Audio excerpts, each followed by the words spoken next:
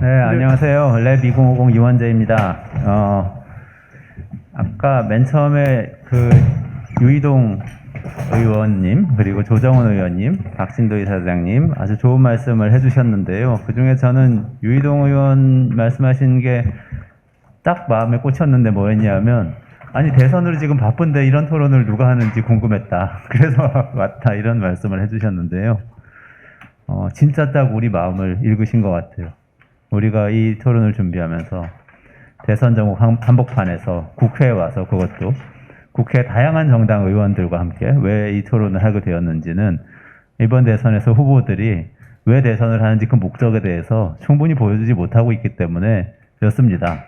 그래서 아무도 듣지 않더라도 지금 우리가 5년에 한 번씩 대통령 선거를 하고 온 국민이 다 거기 매달려서 싸우는 모습을 보고 하는 이유가 뭐였나 생각을 해보면, 선거니까 싸우고 이런 일도 있을 수 있지만 결국은 우리가 이 모든 일을 하는 일의 목적이 무엇인가, 우리 국민들이 다 같이 뭔가 마음을 합쳐서 가야 되는 방향이라는 게 뭐가 있을까? 우리 삶을 나아지게 한다는 게, 나아지게 하겠다고 다 얘기하는데 뭐가 나아지는 거지? 에 대해서 합의가 없으면 그 나아지게 하겠다는 아무 의미도 없는 거잖아요. 그래서 이 토론을 여기서 하게 됐습니다.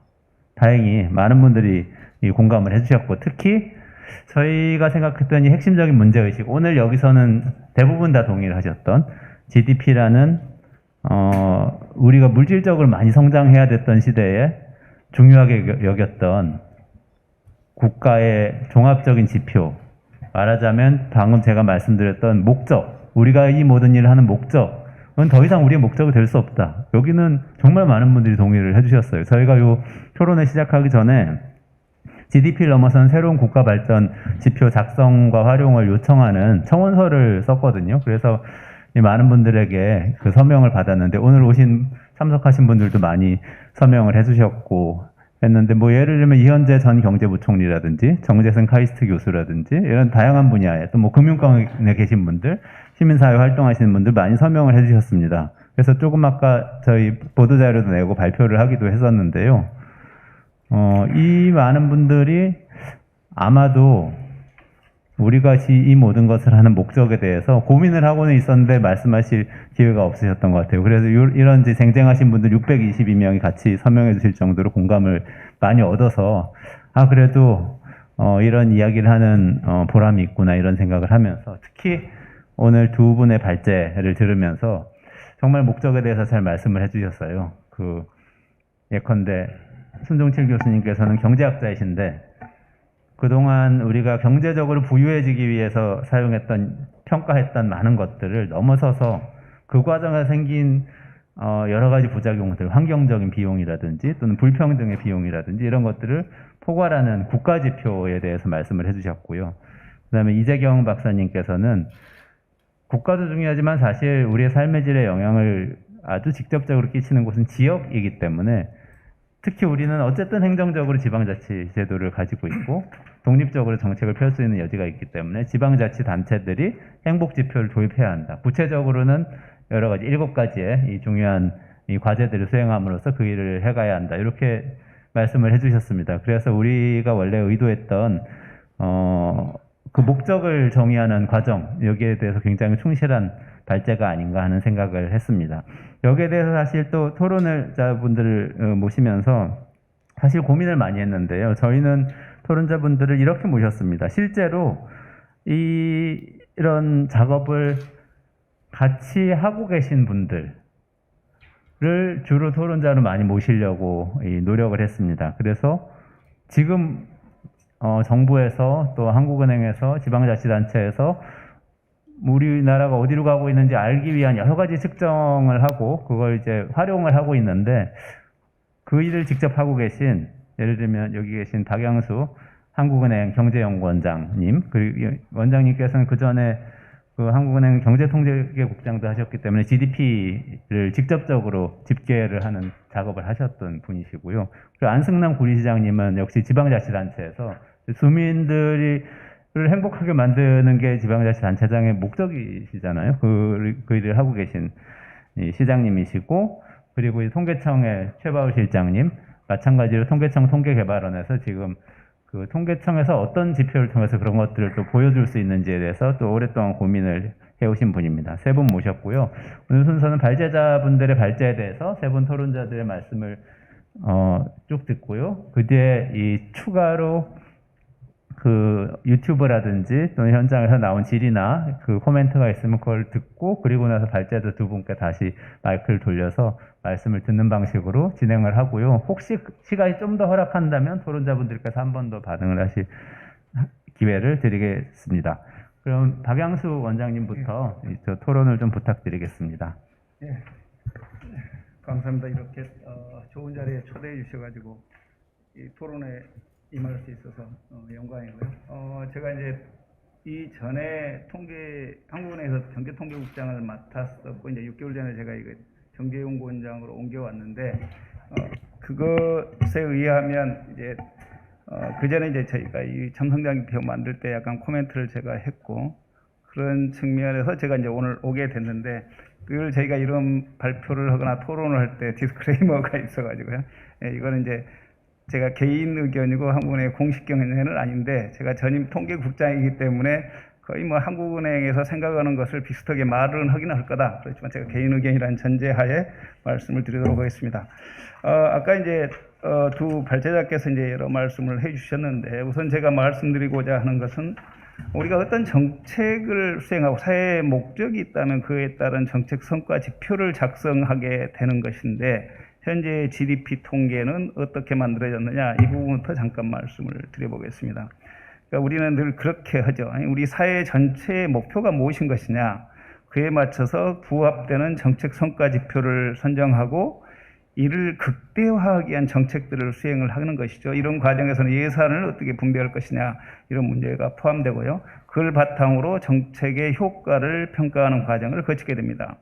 근데 이제 저희가 GDP가 언제 나왔느냐 하면 1930년대 이제 대공황 즈음에서부터 이게 나오기 시작했는데, 1930에서 60년대까지 갈 때는 사람들의 효용은, 경제학에서 이제 효용이라는 용어를 많이 쓰고 사회적으로 웰빙, 행복 이런 걸 쓰는데, 사람들의 효용이라고 하는 것은 경제 성장 또는 소득 증가를 통해서 얻어진다는 생각이 강했죠. 물론 이게 당시의 상황을 반영할 겁니다. 상대적으로 그 소득이 적은 상황에서 일단 소득이 높아질 때 행복감을 주니까, 그러나 소득이 높아지는 경우에 이제 추가적인 걸 요구할 수도 있다는 거고요. 그래서 그 당시에는 그렇게 해서 GDP가 만들어졌고, 그거를 이제 실제로 거시경제하는 정책하는 사람들은 경제 활동의 수준이나 그 변화 방향 이런 것들을 판단할 때 GDP를 쓰고 있지요. 그리고 그걸 가지고 이제 국제 간 비교를 하게 됩니다. 아까 말씀드렸지, 경제학하는 사람들 입장에서는 효용 함수인데 그 효용은 소득의 함수다, 이렇게 단순하게 가정하고 모든 개인은 동일하다, 이런 가정하에서 만드는 것과 유사합니다.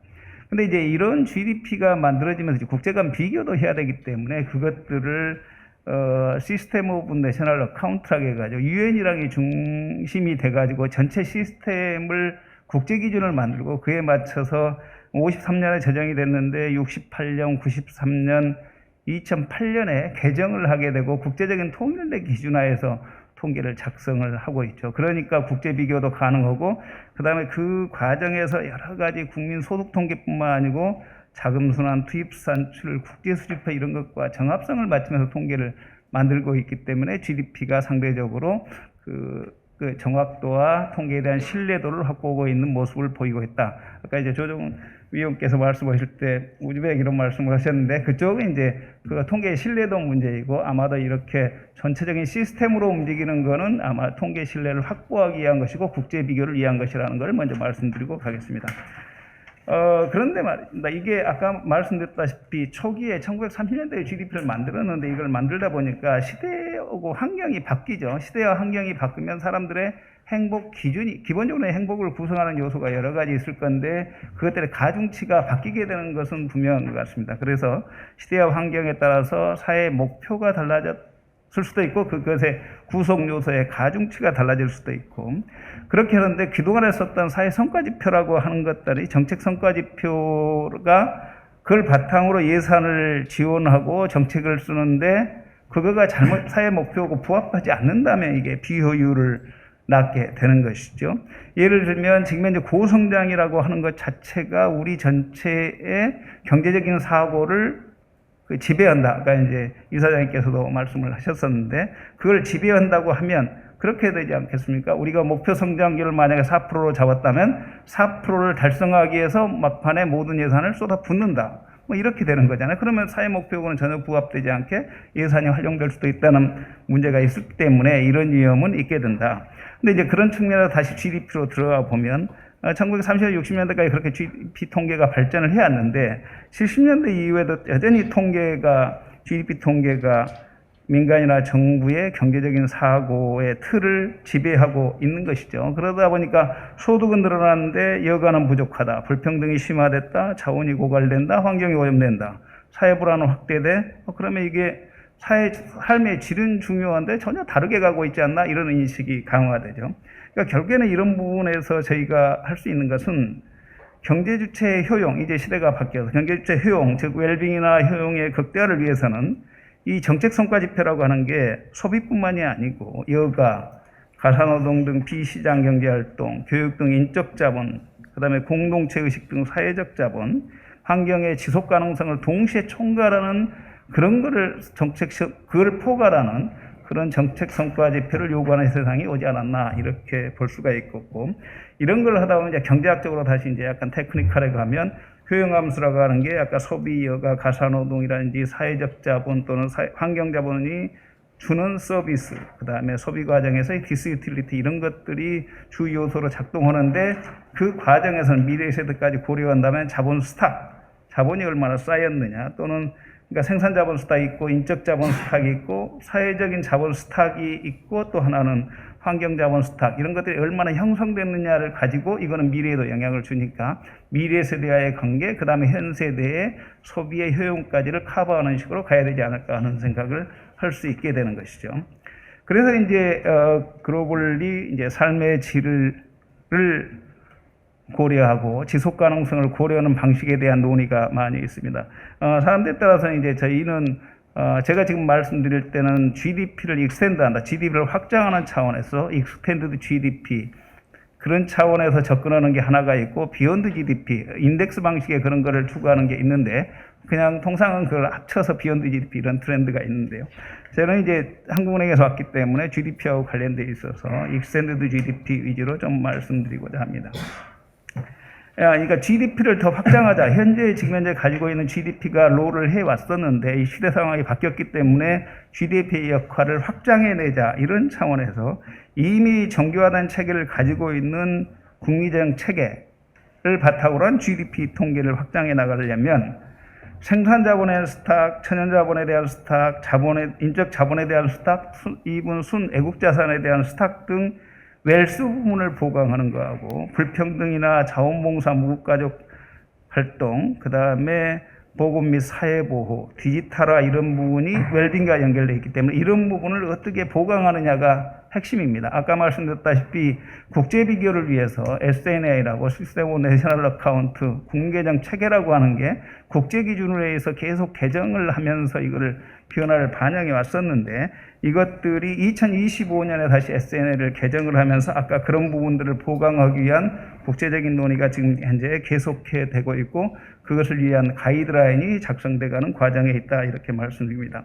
그런데 이거에서 이제 하나는 지금 현재까지 국제적으로 진행돼 있을 때는 아까 이런 논의를 계속한다고 했고, 그게 웰스 부분과 또 하나는 웰빙 부분을 보강한다고 했는데, 여기에 핵심은 뭐냐면 그때 이제 아까 발표자께서 말씀하신 2010년 스티글리츠 보고서에는 키가 뭐였냐면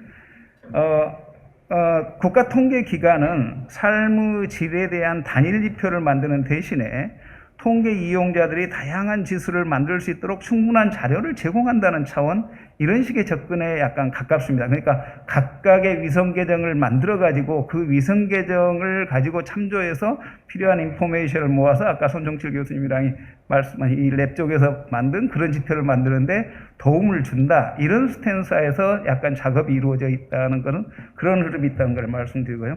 그렇지만 저는 이제 이런 생각을 합니다. 그러니까 실제로 보면 정책의 성과 평가를 하기 위해서는 그다음에 우리의 사고가 어떤 지표를 위주로 해가지고 그것에 고정되기 때문에 지금도 GDP하면 GDP 몇 프로 성장해야 되는 게 모두적인 사람들의 그 공통적 인식으로 잡혀 있다고 하면 단일화된 지표가 어차피 새로운 지표도 나와야 될 가능성이 높고 그렇게 해야 된다는 요구가 있게 되고 그건 가야 될 방향이라는 것은 제가 동의하고요. 그런 측면에서 참성장 지표는 이 목적에 부합하는 시도다 이렇게 말씀드리겠습니다. 그 다음에 제가 이제 한국은행에서 간단히 하고 있는 것만 말씀을 드리면 한국은행이 GDP를 확대하기 위해서 또 이제 또 일반 정부부처 통계청을 포함한 정부도 똑같이 같이 가는 것은 한국은행이 이제 GDP의 중심 계정을 가지고 있지 않습니까? 그러니까 한국은행의 중심 계정을 가지고 있고 거기에다가 삶의 질과 이제 디지털 관련 요소를 반영하기 위해서 노력을 하고 있는데 기초자료 부분이랑 그 위성계정 이런 부분은 각 기관별로 우위를 가지고 있는 데가 있습니다. 통계청은 가계 쪽 위성계정 이런 것들을 좀 지금 작성하고 있고 우위를 가지고 있고 환경부에서는 환경보호계정 뭐 이런 것들이 지출을 가지고 있고요. 그다음에 보건복지부는 보건계정 가지고 있고 그다음에 사회복지출은 보건복지부 쪽에서 국가승인 통계로 작성되고 있고 이렇게 하기 때문에 각 기관의 기초자료 작성에서 우위를 가지고 있는 각 기관은 위성계정을 만들고 한국은행은 중심계정인 GDP를 가지고 있는데 거기에다가 삶의 질을 어떻게 반영을 할 것이냐 하는 부분으로 해서 기관별로 역할이 나뉘어져서 지금까지 해나가고 있다. 위성계정을 좀 더 우리가 추가적으로 해야 될 부분이라고 하는 것은 교육훈련 관련 위성계정이나 환경경제 통합계정 또는 디지털 위성계정들은 지금 현재 추가적으로 개발이 필요한 단계에 있다 이렇게 말씀드리고 여전히 이제 지적들이 있었지만 기초자료조사나 자료의 질, 시계열 부족 등이 위성계정이랑 또는 대안 GDP를 만드는데 제한 요소로 작용하고 있다 이렇게 말씀드립니다. 참성장 지표와 도입 관련해서 쟁점들을 몇 가지 제가 말씀드리고자 합니다. 여기서 하다 보면 참성장 지표 지금 현재 손영길 교수님이 발표한 그걸로 보면 현재 상태 웰빙이나 현재 행복에 약간 초점이 맞춰져 있고 세대 간 이슈 부분, 지속 가능성 부분 상대적으로 이 약한 부분이 있다. 그러니까 물론 이제 그것도 반영이 돼 있는데 약한 부분이 있다. 이거는 결국에는 데이터의 문제이고 선택의 문제인 것이죠. 또는 이제 그게 스탁 통계가 많이 발전이 돼 있다고 하면 우리가 위성 계정을 많이 한다면 그 부분을 반영하기가 쉬울 텐데 현재까지는 그 부분이 돼 있지 않나 이런 생각이고 이제 앞으로도 이것이 지속적으로 개선이 되려면 불평등 반영하는 방식을 어떻게 해야 될 거냐. 경제 부분과 인적 자본, 디지털 부분, 환경 부분을 엮어낼 때 합성 과정에서 비율 문제, 이거는 결국 다른 말로 하면 화폐 가치 환산 방식에 있어서의 적절성 문제 등을 계속해서 그 시행착오를 거치면서 지표가 발전돼야 되는 그런 상황이다. 이렇게 말씀드릴 수도 있고, 또 하나는 여기서 이제 계속 지속적으로 이제 오늘 청원도 하시고 그러셔가지고 그래서 GDP의 보완 지표로서 참성장 지표와 같은 것이 나와가지고 그걸 기초로 정책 성과를 평가하고 예산 수립의 기준을 삼아야 된다는 제가 전적으로 동의합니다. 그런데 이제 하다 보면 또 이런 과정에서 우리가 이 지표가 제대로 쓰이기 위해서는 어떤 예산을 썼을 때, 어떤 정책을 썼을 때 이 지표가 긍정적으로 반영하게 되더라. 이에 대한 연구도 이제 우리가 점차 축적을 해야만 정교한 지표가 만들어지고 정책 효과, 성과 지표로서의 그 기능을 잘할 수 있을 것이다. 하는 것이고 아까 계속해서 반복되지만 우리가 기초자료들이 지금 현재 잘 안 돼 있기 때문에 그것들을 확대하기 위해서 위성 계정을 고도화하기 위해서도 계속 노력을 해야 될 거다 하는 것을 말씀드리고요. 그러니까 이제 이거가 이제 아까 이제 국가적으로 해갖고 이런 통계를 만들어야 된다 하는 측면에서 보면 그 통계 지표를 만드는 게 중요한데 결국에는 이게 정책 성과 지표가 되어가는 과정에서 궁극적으로는 국가 통계가 돼야 되는 문제가 있습니다. 근데 국가 통계까지 하기에는 여러 가지 아직은 기초자료랑 문제 때문에 약간의 한계가 있는 것이 있기 때문에 국가 통계까지 갈 때는 상당한 시간이 걸리게 되기는 하지만 지금 현재 출발을 해야 된다고 문제 제기를 하신 거에 대해서는 저희가 박수를 보내드립니다. 저희가 이제 해결을 해야 되는데 하여튼 그런 측면에서는 긍정적으로 볼 수 있겠다 하겠습니다. 또 참성장 지표나 아까 행복 영향평가 이런 걸 정교하기 위해서는 지자체별로 시험을 실험적으로 해본다든지 또 지역 간 비교 아까 이제 이장님 말씀하실 때는 지역 간 비교는 오히려 행복을 저해한다 이런 말씀을 하셨지만 그럼에도 불구하고 정교한 프레임 하에서 지역 간의 비교 가능성을 높이면서도 그 지역의 특성을 추가하는 방식으로 이루어진다면 이것의 효과가 높아질 수도 있기 때문에 그런 측면에서 동의합니다. 마지막으로 제가 이제 한국에서 왔기 때문에 한국에 지금까지 해오고 있는 일과 스탠스만 가볍게 하고 이제 그 다음에 약간 길어졌는데 말을 좀 끝내도록 하겠습니다.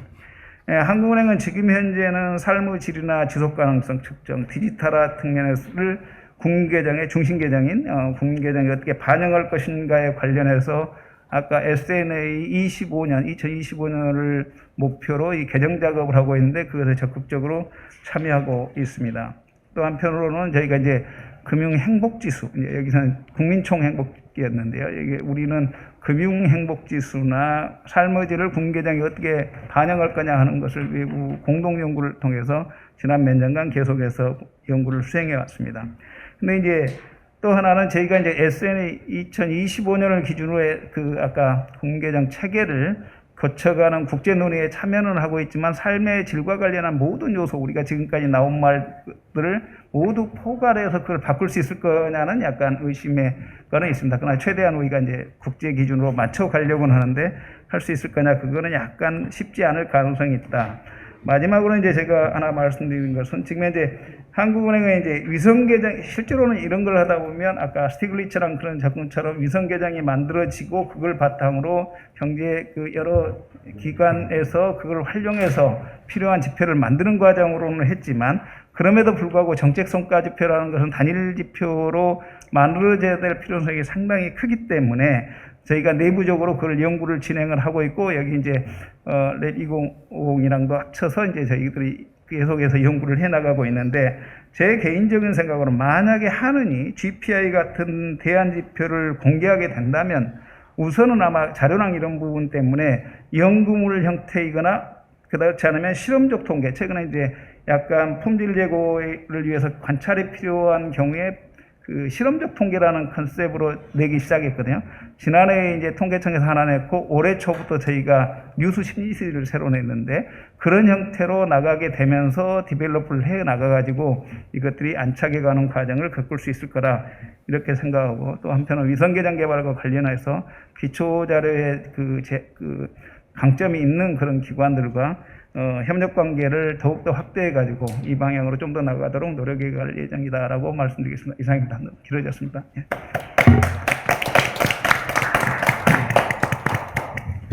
네, 바로 이어서 안승남 시장님께 마이크 넘기겠습니다. 네, 고구려의 기상, 태극기의 도시, 구리 시민행복특별시 안승남 시장입니다.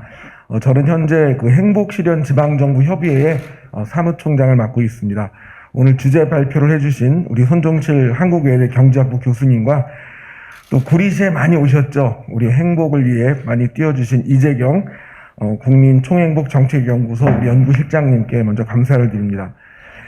미래에 대한 기대와 희망이라는 말을 들을 때 우리의 조상은 설날 눈 내린 거를 보고 서설이라 그러면서 야, 올해는 농사가 풍년들겠구나, 이제 이런 그 기대와 희망을 가졌다고 합니다.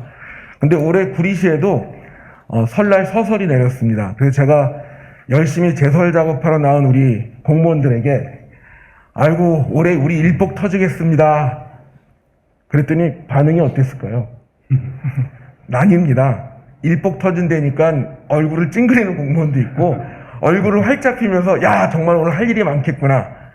자, 똑같은 상황이지만 설날 눈 온 걸 가지고 긍정 마인드로 가느냐. 야, 근데 사실 우리 조상이 설날 눈 왔을 때 정말 그해 풍년 든다는 걸 맞췄을까요?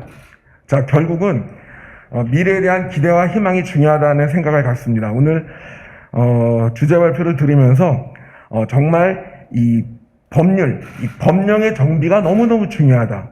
저도 시장되고 수년 동안 이 행사의 요구 행복정책을 얘기하는데 아직도 법령이 중앙정부에서 국회에서 안 만들어졌다는 게 너무 아쉽고요. 근데 하여간 지방자치단체들이 만든 데가 있습니다. 이제 이런 데다가 오늘 참성장 행복지표를 적용을 해서 계속 반복하고 개설해 나가면서 피드백을 한다. 그리고 현실화시켜 나간다. 그러면서 확장성과 지속성을 갖는다면 법률 제정도 앞당길 수 있을 것 같고, 사실 지방자치가 처음 시작할 때 가장 많이 쓴 얘기가 삶의 질 향상입니다. 그런데 지방자치를 평가하고 반성해 보면 삶의 질 향상이라는 명분으로 토건 세력들이 돈 벌어갔다는 반성을 많이 합니다. 그래서 구리시는 모든 사업에 행복이라는 그 존재의 이유를 항상 생각해 보자. 이제 그러면서 일을 하고 있는데요. 오늘 하여간 지표를 위한 행복 정책이 아니라 시민 행복을 좀 더 확장하는 데 도움이 되는 그런 지표에 대한 고민이 있었으면 합니다. 사실 오늘 구리시가 그동안 잘해온 행복 사업 정책에 대해서 좀 자랑을 하라고 자리를 마련해 주신 것 같은데, 오늘 참성장 행복 지표와 관련해서 시범적으로 적용할 도시가 어디냐라고 찾을 때 구리시를 우선적으로 고민해 주실 것을 말씀드리면서, 실제로 성장 일변도의 GDP에서 탈피하며 그 포스트 코로나 이 뉴 모던 시대에 궁극적으로 추구해야 할 정책의 방향성과 인류 공동의 목표를 달성하기 위한 이 행복의 의미를 이해하고 정책 대안을 모색하는 뜻깊은 자리에 구리시장으로서 20만 시민을 대신해서 나오게 된 것이 너무 자랑스럽습니다. 계속 그 세계 10대 선진국 진입의 발판이었던 이 GDP 중심의 이 경제 성장으로는 우리 모든 시민이 저절로 행복해지지 않습니다.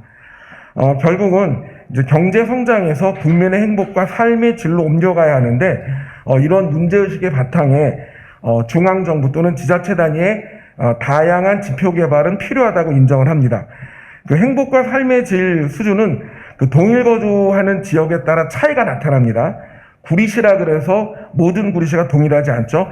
국가뿐 아니라 지역사회 차원에서의 논의가 활발하게 진행돼야 하고요. 특히 조사의 단위가 클수록 지표 자체가 지역 특성을 적절히 반영하지 못하기 때문에 또 결과 활용에도 한계가 있다고 봅니다.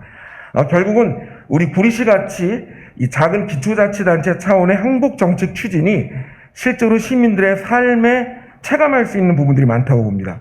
그래서 이제는 국민의 삶의 질을 높이기 위해서 먹을거리, 돌봄, 의료, 교육, 주거, 일자리 등 어떻게 더 나은 방향으로 체감할 수 있는 일들을 만들 것인지, 이제 이런 목표에 대해서 고민을 해야 되는데, 그 일을 실현하기 위해서 선행되어야 될 중치해야 할 과제는 아까도 말씀드린 것처럼 헌법 제10조에 보장된 행복 추구권을 더 세분화해서 법률로 꼭 만들어야 된다. 한 번 더 강조를 드리고요.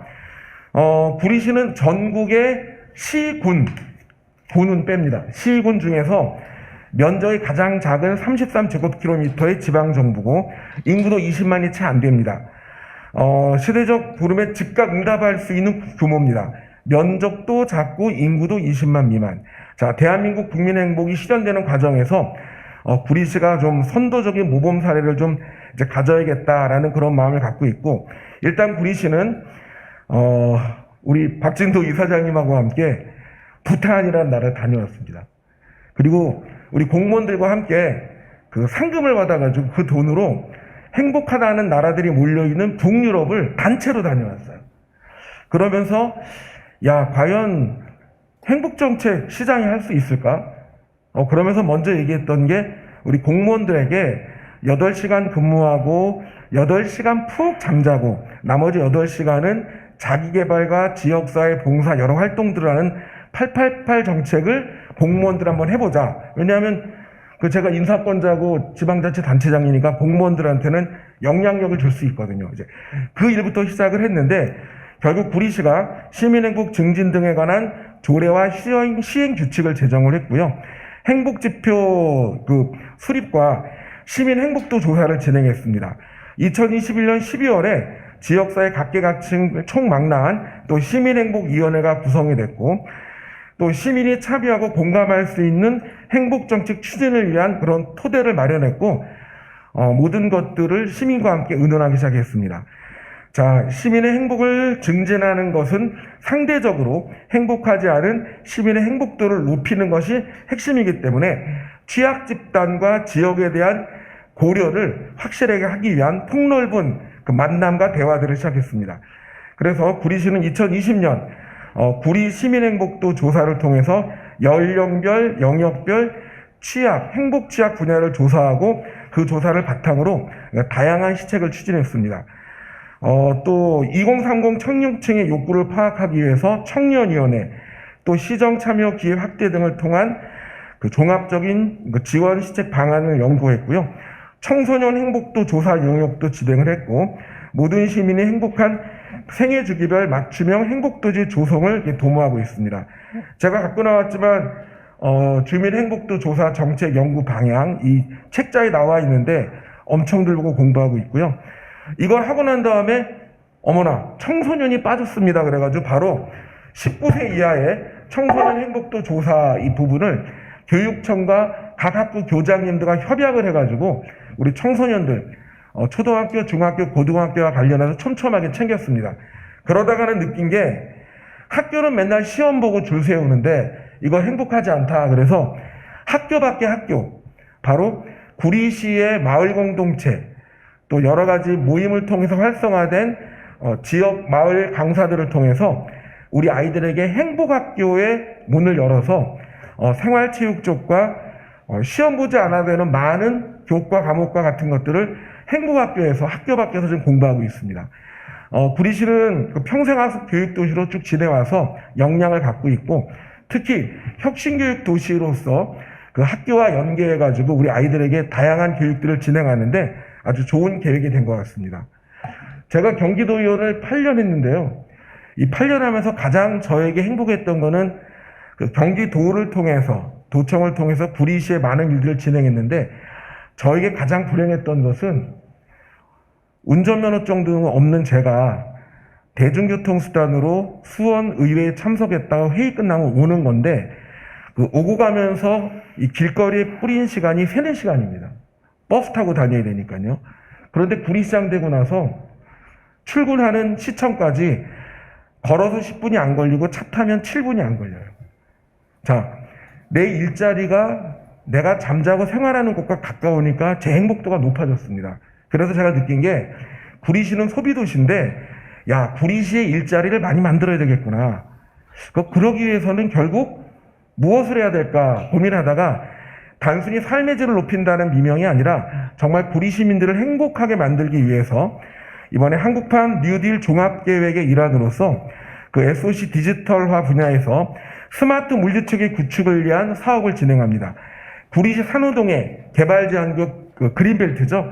96만 제곱미터의 이커머스 물류단지 조성 계획을 추진하면서 4차 산업을 융합한 차세대 성장 산업의 어떤 발판을 마련합니다. 그리고 구리 농산물 도매시장도 이전하고 식품 산업의 4차 산업 기술을 적용하는 푸드테크 밸리를 이제 유치하는 그런 계획을 통해서 그린 뉴딜, 화석 연료 화물차, 미래 운송수단인 저탄소 화물차로 신속하게 전환하는 그린 뉴딜 운동도 하면서 이 이커머스 물류단지가 일자리의 중심이 되게끔 챙기고 있습니다. 그린 뉴딜 정책, 구리 시민들에게 제대로 된 일자리를 만들어주는 것 자체도 행복 정책이다. 그러면서 이것들을 좀 더 친환경적이고 그린 뉴딜에 부합하는 것으로 가고 있다. 이거는 정말 우리 구리 시민들에게 새로운 희망과 기대를 주는 거고요. 우리 청년들에게, 그리고 여성들도 마찬가지고 모두에게 희망을 주는 겁니다. 우리가 그린 그린 뉴딜 구리 시책을 가속화하는데 에너지 절약과 환경 개선, 그리고 신재생 에너지를 확산하고 자전거를 생활화하자. 그러니까 자전거를 타야 된다. 자전거 중심의 도시가 돼야 된다. 그래가지고 여러 가지 기반 여건을 만들고 있고, 이제 이런 가운데 450여 기관 단체 또 여러 단체들과 함께 그린 뉴딜 협약도 마쳤습니다. 결국은 이 유관기관 민간단체와 함께 상생협력으로 기후위기에 대한 위기의식을 지역사회가 함께 공유하고, 이제 이런 분위기에서 구리시 최초로 햇빛발전 조합을 만들어서 태양광 발전소 건립을 1차는 완료했고 2차 또 시도하고 있고요. 이러다 보니까 녹색 일자리와 지역 주민 소득 증대에 대한 희망을 주고 있습니다. 자, 저희가 이 추진하는 많은 것들을 가지고 사실 2021년 12월 6일 우리 행복실현 지방정부 협의회 제7차 정기총회, 그리고 또 국민 총행복 심포지움에서 지속가능한 혁신 정책을 이제 공부하고 토론하는 그런 기회가 있었는데, 그 자리에서 구리시는 그날 나왔던 10대 정책 과제를 100% 다 수용했습니다. 시민행복 10대 정책입니다. 시민행복 10대 정책은 간략하게 다음과 같습니다. 첫 번째, 모든 시민이 자신의 주치의를 갖는 구리시. 둘째, 누구나 평생 마음껏 배우는 구리시. 셋째, 수처 작죽, 어디 살든 마음 편히 주인처럼 사는 구리시. 넷째, 함께 돌보며 존엄하게 나이 드는 구리시. 또 다섯째, 건강한 먹거리 기본권이 보장되는 구리시. 여섯째, 참여와 자치민주주의의 3.0이 실현되는 구리시. 일곱째, 지금과 다음 세대를 위한 그린 뉴딜 구리시. 여덟 번째, 시민의 고귀한 생명과 안전이 실현되는 구리시. 아홉 번째, 모든 세대를 위한 일자리를 만들고 지키는 구리시. 마지막 열 번째로 지역이 살아나고 공동체 문화를 꽃피우는 구리시입니다. 구리 시민행복특별시, 여기에 방점은 시민이 행복해야 된다는 겁니다. 그래서 시민행복위원회와 시민행복 워크숍 또 이런 것들을 통해서 시민행복 10대 정책에 대한 설문도 조사하고 시민 참여를 확대하면서 민간 협치를 강화할 계획입니다. 자, 새로운 미래를 준비하는 행정의 관점은 생애 주기별 맞춤형 교육과 이 문화를 빼놓을 수 없습니다. 그 구리시는 코로나 상황에도 문화예술 활동을 중단시킨 게 아니라 집단으로 모이는 문화예술 공연 활동은 중단했지만 구리시 곳곳에 흩어져서 365일 문화예술인들이 공연하고 시민들이 소규모가 모여서 행복감을 느끼는 일들을 진행해서 지난 1년 진행했고 지금도 하고 있습니다. 자, 그러다 보니까 가까이에서 문화예술 활동을 접한 분들 행복도가 생기죠. 취약계층은 물론 요람에서 무덤까지 모든 세대를 위한 일자리 창출과 복지가 이루어지는 정책을 시민과 함께 또 우리 국민에게도 전파할 수 있는 계기가 됐으면 합니다. 구리시는 이를 통해서 대한민국 국민 행복이 실현되는 과정에서 작지만 강한 모범 사례를 만들기 위해서 노력하고 있습니다. 행복한 시민, 더 나아가 행복한 국민을 목표로 하는 행복 정책의 지속 가능성을 위해서 더 많은 지자체의 참여와 관심, 그리고 중앙정부 차원의 국민 행복 기본권 기본법 제정을 빨리 안전적으로 지속적으로 제도적 기반이 꼭 확립됐으면 합니다. 구리시는 이번 토론회에서 제기한 논의사항과 지향점을 반영하면서 생산과 유통 소비가 선순환하는 지속가능한 시민행복 도시, 시민 중심의 행복 도시가 되기 위해서 시민과 함께 논의하고 함께 나가겠습니다. 감사합니다. 네, 시장님 감사드립니다. 바로 이어서 최바울 통계개발원 실장님 말씀 부탁드리겠습니다. 네, 반갑습니다. 통계청 통계개발원의 최바울입니다. 저도 앞서 한국은행에서 말씀하신 것처럼 통계청에서 국민 삶의 질 관련된 지표 체계를 개발하고 그래서 모니터링하는 그런 관련 업무들을 하고 있습니다. 다만 여기서 말씀드리는 부분들은 기관의 공식 의견은 아니고 제 개인의 의견임을 좀 미리 밝혀드립니다. 이명박 전 대통령이 시작할 때 국민의 행복과 삶의 질 향상을 최우선 과제로 하고 이를 사회 발전의 척도로 삼겠다라고 시작을 했고요. 박근혜 전 대통령도 국민 행복 시대를 열겠다라며 취임 초기에 이런 부분을 했습니다. 문재인 대통령 또한 국민을 행복하게 못하면 정부의 존재 가치가 없다라면서 취임사에서 밝혔습니다. 2000년 이후에 국민 여러분들이 과연 얼마나 행복해지셨는지 그리고 행복해지고 있는지 그리고 나뿐만 아니라 우리 주변의 이웃들이 얼마나 행복한지 이런 부분들을 우리가 살펴보고 또 관심을 가지고 또 이런 것들을 제대로 측정하고 그리고 이것들이 정책에 반영되기 위해서 노력하는 것들이 우리 사회에서 선순환이 되고 이런 노력들이 이루어지고 있는 것이 바로 선진국으로 가는 길이 아닌가라는 생각을 하고 있습니다.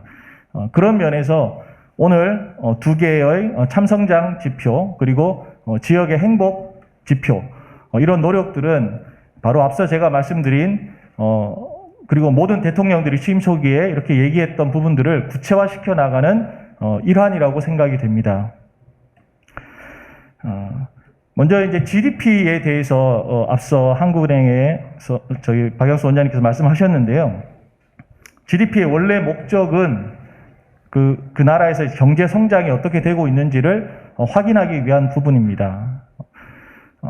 그래서 목적 자체가 행복을 측정하기 위한 목적으로 만들어지지 않았습니다. 그래서 제가 썼지만 GDP가 행복을 측정하지 못한다고 해서 우리가 여러 가지 한계들을 얘기하지만 GDP 자체에는 죄가 없습니다. 다만 GDP가 가지는 여러 가지 행복을 측정하기 위한 대리 지표로 저희가 GDP를 써왔는데 그 한계가 많이 나타나기 때문에 이 GDP를 우리가 지금은 이제 대리 지표로 더 이상 쓰기는 좀 어려운 부분들이 있지 않느냐라는 한계들이 2000년대 이후에 증가하게 되었습니다.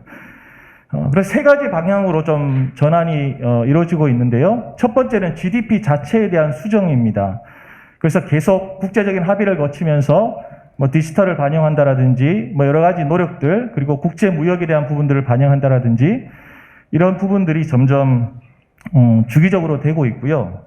그래서 이런 부분들은 한을 중심으로 계속 그리고 국제 사회에서 노력이 되고 있습니다.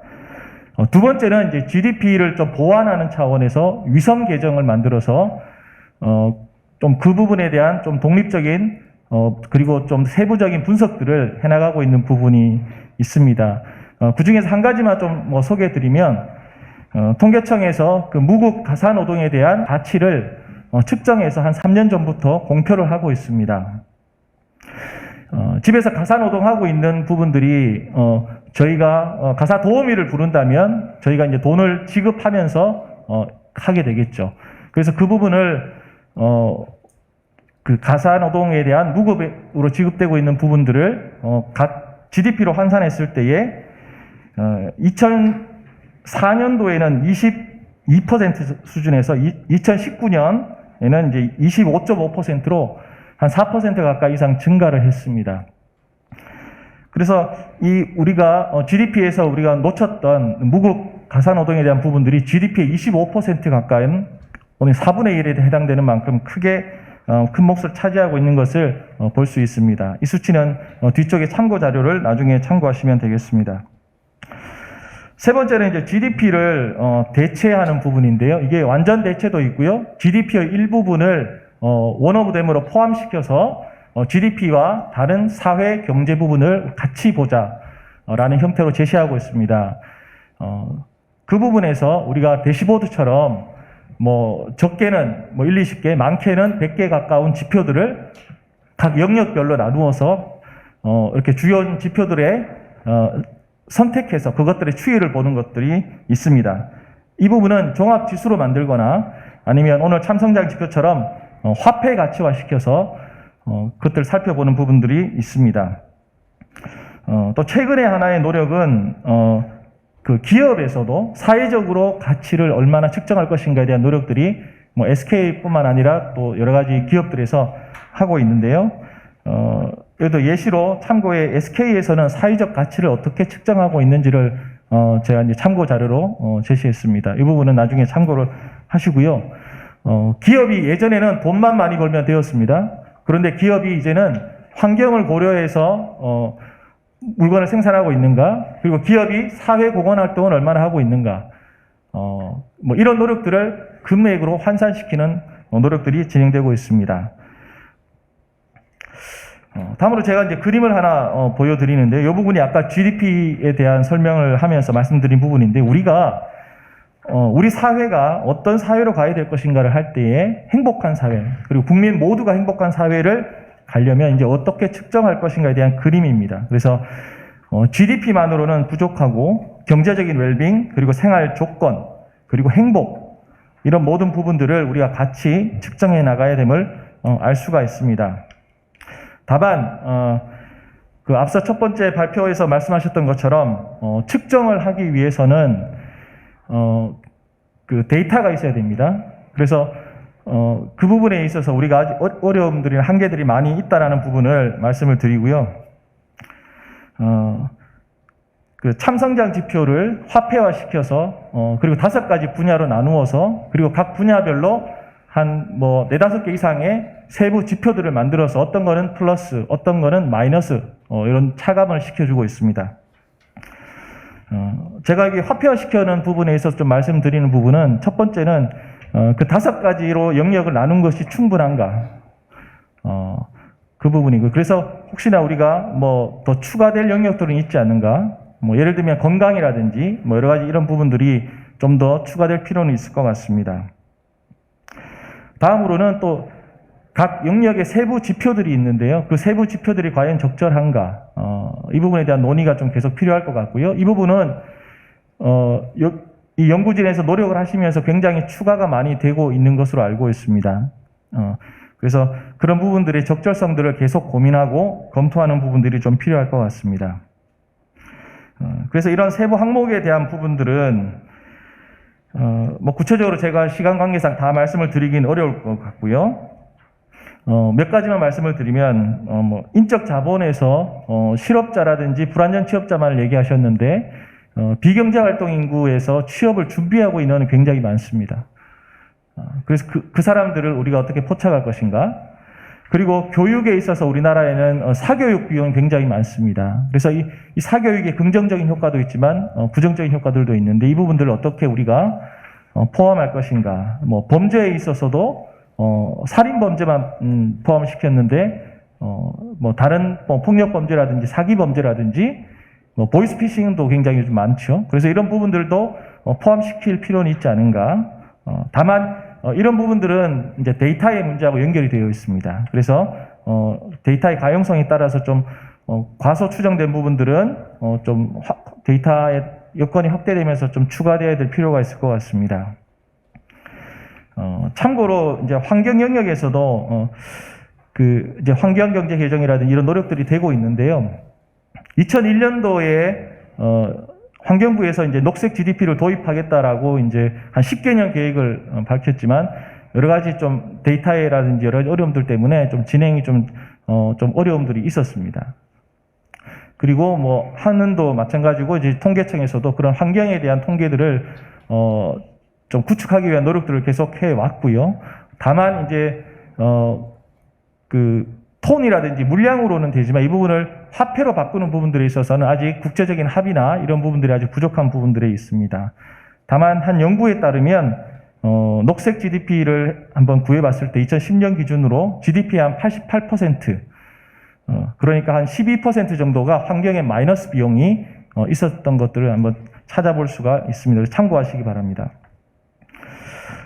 그 참성장 지표 관련해서 제가 하나 궁금한 부분은 GDP와의 비교 부분에서 마지막 부분에 뭐 2배, 3배 이렇게 성장하고 있다라는 부분들을 이야기를 하셨는데요. 그러면 그 GDP의 성장 속도보다 참성장 지표의 성장 속도가 절대적인 수치는 낮지만 성장의 추이를 봤을 때는 GDP보다 좀 더 높은 것으로 보이는데 그럼 우리가 지금 참성장을 지금 하고 있다라고 우리가 해석을 할 수 있는지 그리고 그것이 바람직한 해석인지에 대한 좀 고민이 좀 필요할 것 같습니다. 그리고 추가적으로 제가 이제 통계청에서 왔기 때문에 그 통계와 관련해서 좀 말씀을 드리면 필요한 통계 확충을 위해서 이제 계속적으로 노력해 오고 있고요. 그리고 그 통계 확보를 위해서 또 이런 민간이라든지 아니면 다른 부처에서 필요로 하는 통계들을 계속 확인하고 또 추가를 하기 위한 노력들을 좀 계속해 나가고 있습니다. 다만 이제 생활시간조사가 5년 주기로 지금 되고 있는데요. 시의성을 위해서 3년이라든지 뭐 2년 이렇게 좀 줄일 필요성은 공감을 합니다. 다만 그 예산을 확보하는 부분이라든지 아니면 조사하기 위한 인력의 확보라든지 이런 부분들이 같이 좀 생각이 되면서 추진될 필요가 있을 것 같고요. 사실 생활시간 조사는 굉장히 조사가 어려운 통계입니다. 매 10분간의 개인의 생활을 계속 체크를 해야 되는 부분이기 때문에 그렇지만 이런 데이터가 필요하다라는 국민적 공감대가 있으면 예산을 확보하고 또 이런 주기를 단축하기 위한 노력들이 필요할 것입니다. 그 다음으로 이제 그 지역 행복 지표에 대해서 말씀을 드리면 좀 전에 이제 구리 시장님께서 주민의 체감을 느낄 수 있는 다양한 행복 정책들을 주민들과 함께 고민하시면서 조례도 만들고 지표도 개발하시고 여러 가지 노력들을 하셨습니다. 그래서 그 말씀을 들으면서 나도 구리에서 살고 싶다라는 생각이 들었습니다. 국가 차원에서 국민의 행복을 측정하려는 노력이 당연히 중요하고요. 그리고 다른 나라들과의 비교해서 우리나라의 수준을 확인하는 것이 굉장히 중요합니다. 현재 OECD에서 그 더 나은 삶 지수, BLI 지수를 개발해서 매년 하고 있는데요. 37개 나라들 중에 우리나라가 30위 밖에 있습니다.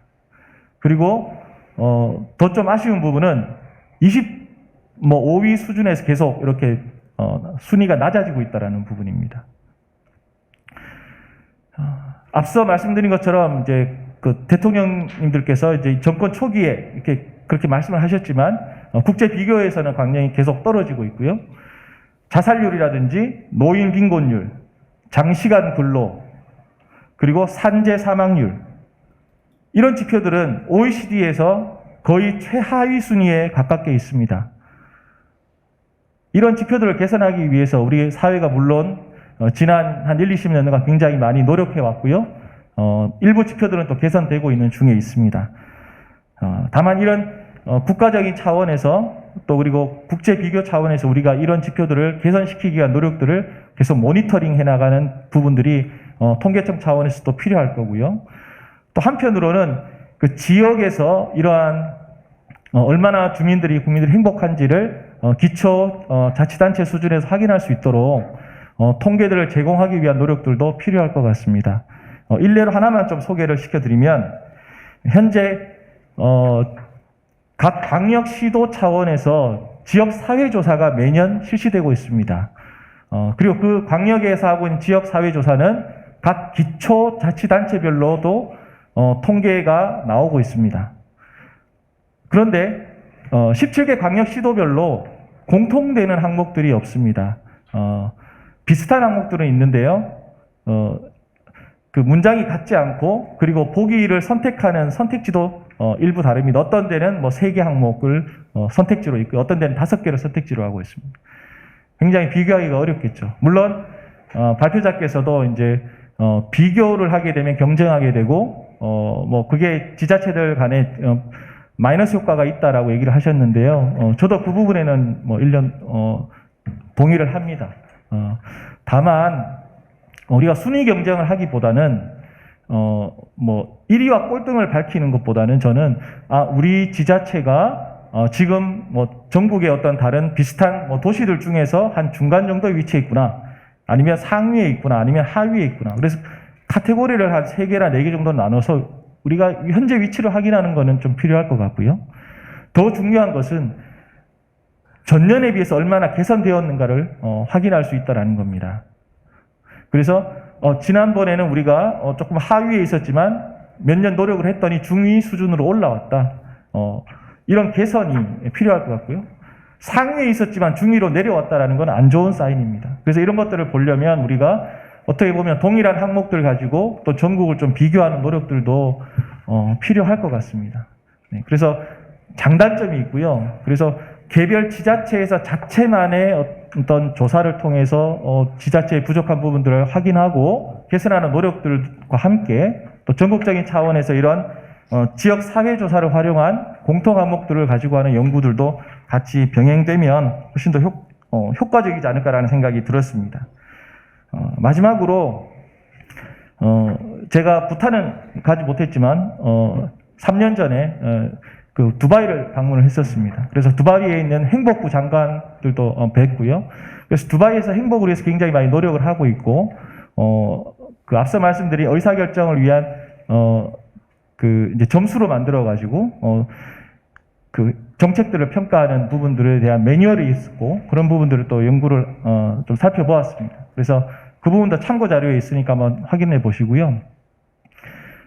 우리가 어떤 정책에 있어서 이것이 행복을 위한 정책인가 이런 부분들을 우리가 좀 더 고민하고 가야 될 것 같습니다. 마지막으로 행복의 정책이 다른 정책들의 그리고 다른 환경평가라든지 뭐 여러 가지 고용영향평가라든지 이런 거에 하나로 자리매김하기보다는 가장 최상위적인 부분으로 좀 명시가 될 필요가 있을 것 같습니다.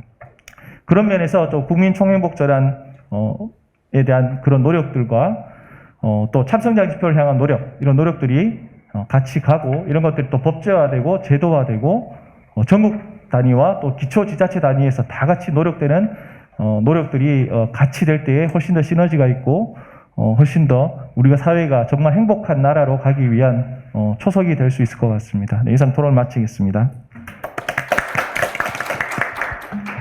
네, 감사합니다. 오늘 밀접 접촉자가 되셔서 참석 못하신 토론자 한 분이 계신데요. 김석호 서울대 사회학과 교수님, 사회발전연구소 소장님이십니다. 토론문이 유튜브 링크에 게재가 되어 있거든요. 토론문을 참고를 해주시면 좋겠고요. 김석호 소장님의 핵심적인 발언은 이런 내용이 될 예정이었습니다. 대한민국의 국가 사회 발전이 어떤 방향으로 가야 하는지에 대한 정의를 하는 것이 지표를 만드는 일의 핵심이다. 그리고 그것은 이제 과거의 경제뿐만 아니라 사회, 환경, 경제 이 세 부문이 그리고 어쩌면 국제까지 네 부문이 서로 중첩된 부분과 서로 영향을 주는 부분을 고려하면서 통합적으로 구성될 필요가 있고 특히 규범적으로 선언적인 접근보다는 국가 수준에서 체계적으로 수집된 전국민 대상의 설문조사, 집단 면접, 빅데이터 분석 이런 것을 수반해서 연구가 되어야 한다. 이렇게 이 요지를 말씀을 해주실 예정이셨습니다. 토론문 더 참고해 주시고요. 시간 관계상 이제 마지막 발언을 들어야 될 것 같은데요. 네, 마지막으로 발제하신 두 선생님들께 제가 토론자분들의 의견에 대해서 말씀하시면서 정리할 시간을 2분 30초씩 드리겠습니다. 저희가 좀 간단하게 부탁드리겠습니다. 손종필 교수님 먼저 부탁드릴게요. 네. 바쁘신 가운데도 꼼꼼하게 발제문들을 보시고 토론해 주시고 여러 가지 제안 또 검토 의견들 많이 주셔서 정말 발제문 이상으로 풍부한 내용들이 많이 담긴 것 같습니다. 첫 번째로 박양숙 한국은행 원장님 말씀하신 대로 모든 통계들이 지금 국가 통계 같은 경우에는 이제 SNA 개정으로 해서 이것이 이제 계속 논의가 되고 있고 앞으로도 이런 논의들이 어떻게 진행될지는 우리뿐만 아니라 국제사회가 계속 논의를 이어가는 부분들이 있기 때문에 계속 지켜봐야 될 것 같고요.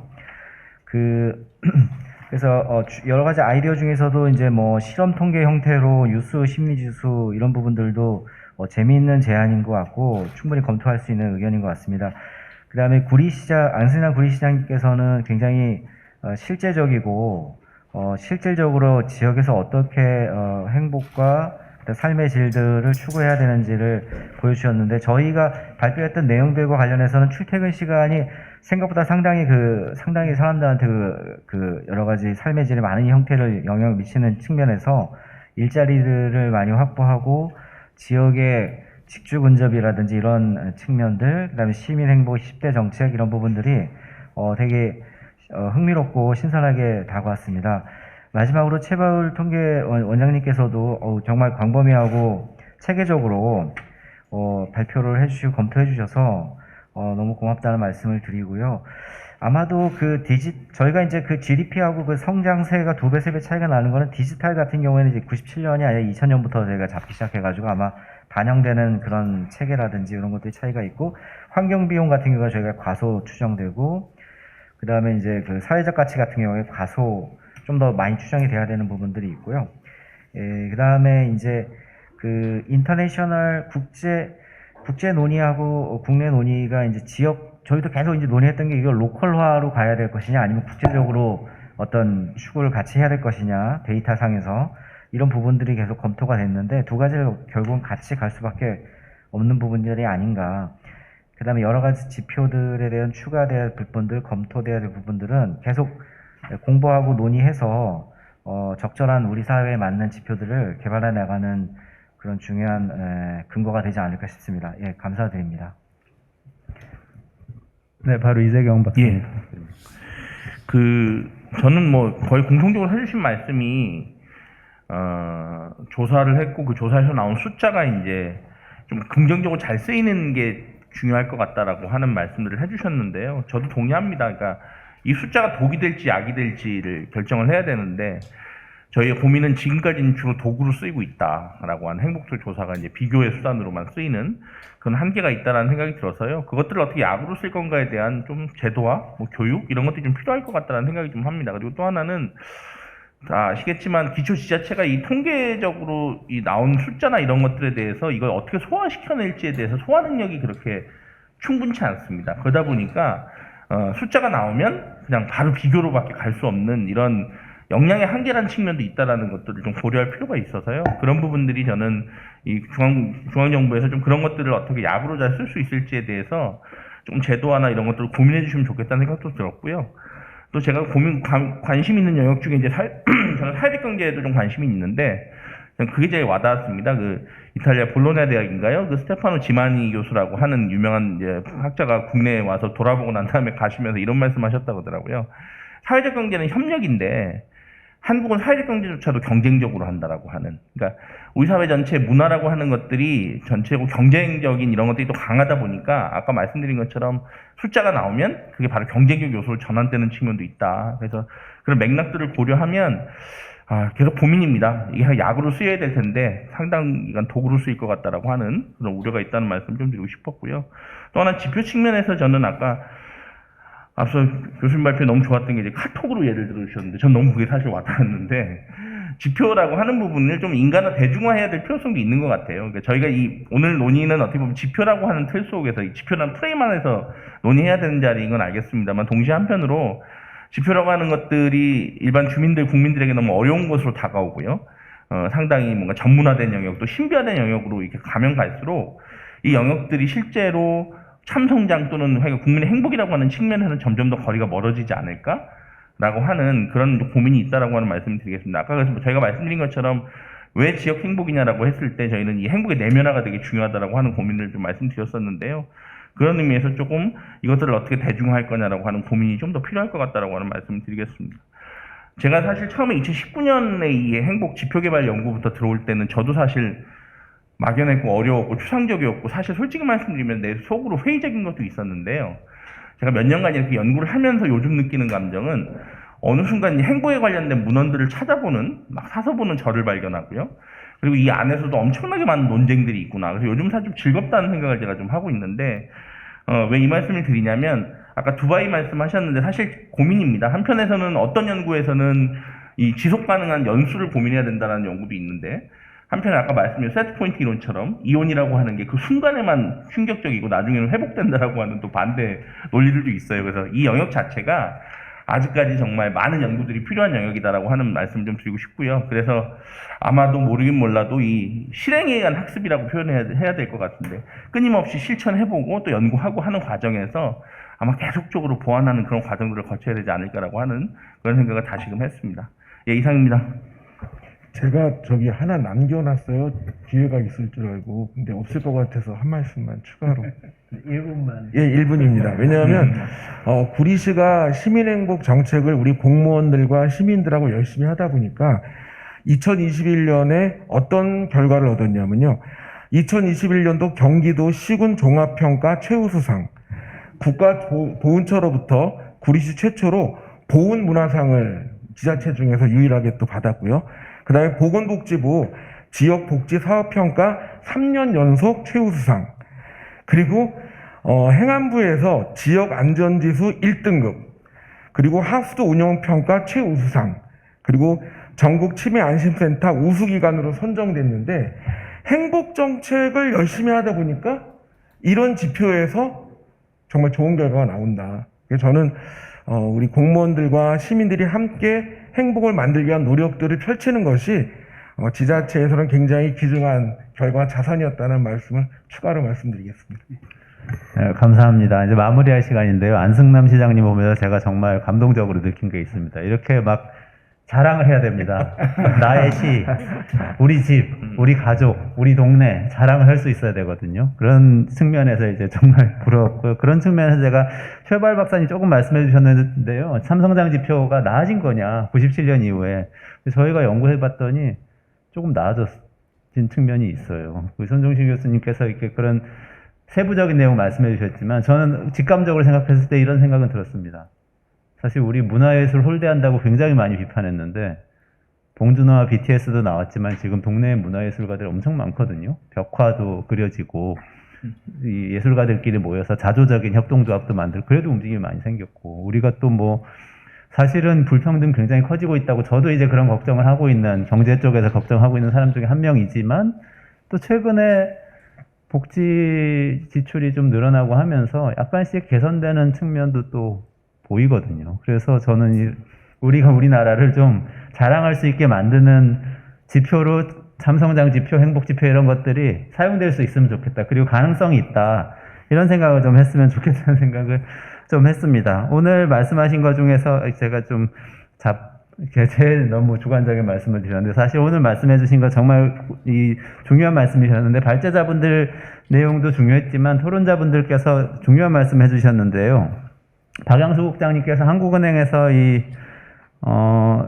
정책 당국에서 여러 위성 개정 추진하고 있는데 그 이후에도 나중에 정책 성과 지표로 만드는 연구를 좀 하고 있다. 이렇게 말씀을 해주셨어요. 그래서 좀 굉장히 고무적이고 결과가 기대가 됩니다. 그리고 그 최바울 실장님께서는 통계청에서는 생활시간 조사라든지 예를 드시면서 뭐 지역사회 조사라든지 이런 부분을 적극적으로 하려는 의지를 가지고 있는데 예산이 부족해서 약간의 어려움이 그런 기술적인 어려움이 있을 뿐이다. 그렇기 때문에 이제 뭐 정부에서 조금 더 정부와 지금 우리가 토론회를 하고 있는 국회에서 좀 더 적극적인 모습을 보여주면 수행될 수 있겠다 이런 생각을 좀 가졌고요. 구리시에서는 시장님께서 참성장 행복지표는 시범 실시하겠다 이렇게 말씀하신 것 같은데요. 맞습니까? 시범 대상으로 삼아달라는 얘기죠. 알겠습니다. 네. 그래서 아주 희망적인 이 말씀을 들은 것 같습니다. 근데 아까 저 참성장 지표 좀 나아지는 것 같은 여지도 있다고 제가 말씀드렸는데요. 지금은 그렇지는 않아요. 코로나 이후에는 급격히 악화될 것으로 보입니다. 행복지표도 마찬가지일 거예요. 왜냐하면 행복지표는 제가 정확히 어떻게 집계하셨는지는 정확히는 모르겠지만 삼성장 지표의 경우에는 97년 IMF 구제금융, 2008년 그 글로벌 금융위기 이 이후에는 GDP보다 훨씬 더 떨어졌습니다. 불평등도가 높아진다든지 이런 여러 가지 문제점들이 한꺼번에 드러났을 것 같습니다. 그래서 정말 지금 위기의 순간인 것 같고요. 특히 지금 대통령 선거, 지방선거 연달아서 있는데 지금 당선을 위해서 뛰고 계신 분들이 이후에 해야 될 가장 중요한 일은 무엇인지 생각을 해보시면 좋겠고 그 중에 하나로 리스트를 꼭 행복지표, 참성장 지표를 국정, 시정, 구정, 군정의 목표로 삼는 지표로 삼으셔야 한다. 이런 말씀을 좀 드리면서 오늘 토론을 마치도록 하겠습니다. 오늘 같이 주최해 주신 모든 기관들, 국회의원님들 그리고 참석해 주신 발제자 여러분, 토론자 여러분 감사드리고요. 시청해 주신 시청자 여러분도 감사드립니다. 수고하셨습니다.